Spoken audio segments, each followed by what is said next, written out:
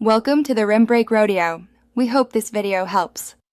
You start by preparing both devices. Charge your Charge 4 to about 50% and power it on so it can pair. On your iPhone, go to Settings and make sure Bluetooth is enabled, then open the Fitbit app. The app handles the pairing. If you're not signed in, sign in or create an account because pairing ties the tracker to your Fitbit profile. Once done, tap the profile icon in the app to begin adding a device. That kicks off the matching process. Now you continue by selecting Charge 4 from the app's Add Device list. The app searches and lists nearby devices.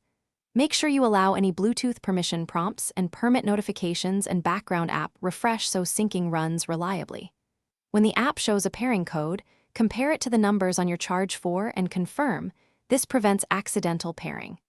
If the numbers match, accept on both devices. This completes the secure link and finish by forcing a manual sync in the Fitbit app. Swipe down on the dashboard. To verify data transfers, you should see steps and heart rate update.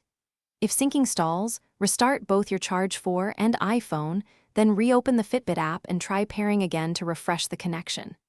Make sure background app refresh and Bluetooth remain enabled and that the Fitbit app has notification permissions.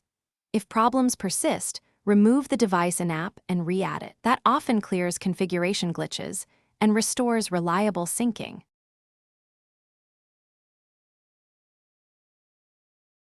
Thanks for watching. Consider subscribing if we helped you.